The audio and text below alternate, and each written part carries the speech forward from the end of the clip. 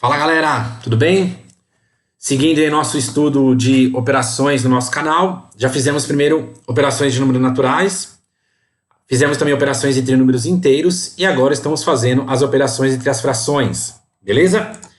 Então você vai ver que com essa aula aqui, com essa videoaula, a sua soma de frações não vai ficar mais tão nebulosa, tão difícil igual a galera comenta por aí afora, tá?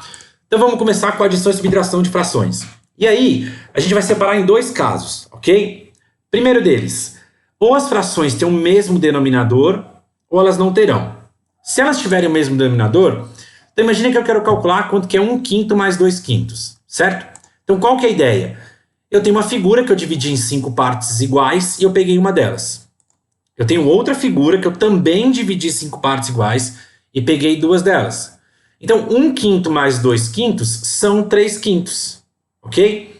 Então, tranquilo, né? E como seria feita essa soma? Eu vou conservar o denominador, já que eles são iguais, e vou somar os numeradores. Então, 1/5 mais 2/5 são 3/5, beleza? E se fosse uma subtração? Então, por exemplo, 5/7 menos 2/7.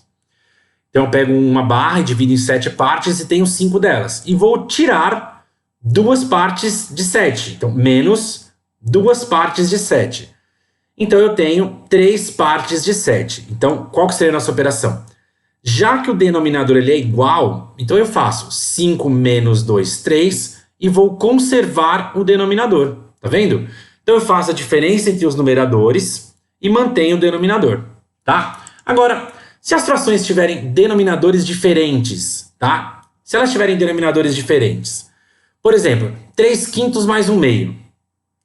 Eu não posso simplesmente fazer 3 mais 1, 4, 5 mais 2, 10, porque elas não estão divididas na mesma quantidade. Então, o nosso problema está, primeira parte, igualar o denominador. Como é que a gente iguala o denominador? MMC, né? Então, mínimo múltiplo comum. Então, como é que calcula o MMC de 2 e 5?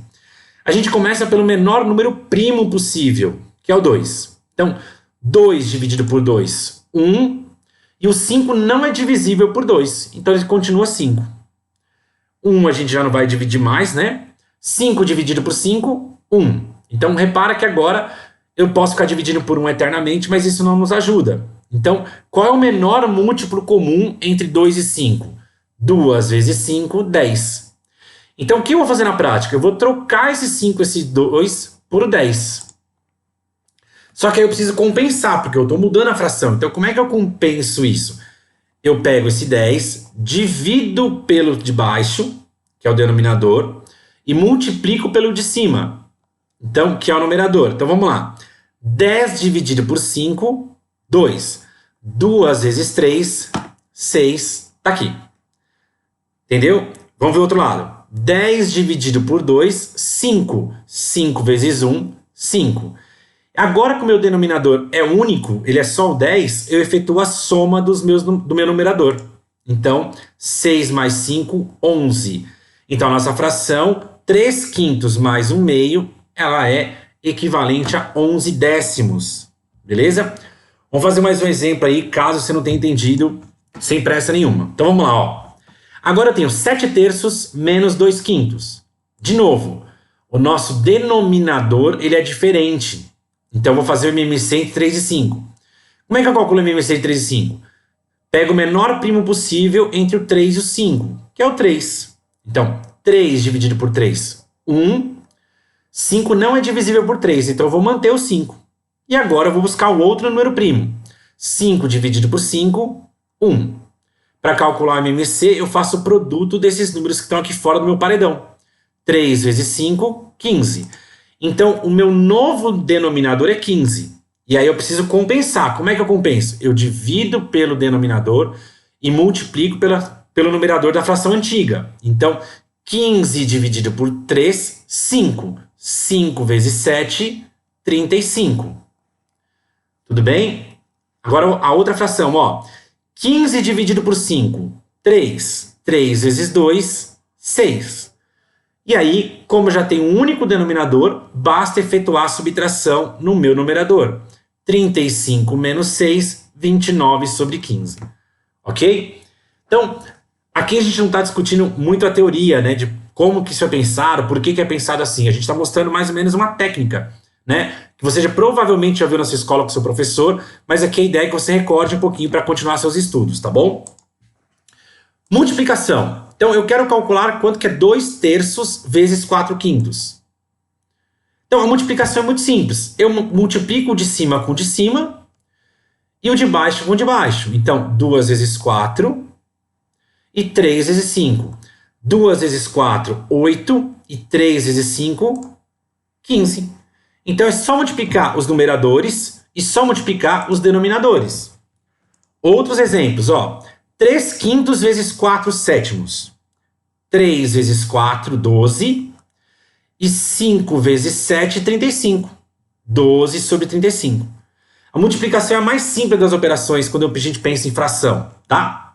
Então, ó, 1/3 vezes 5/9.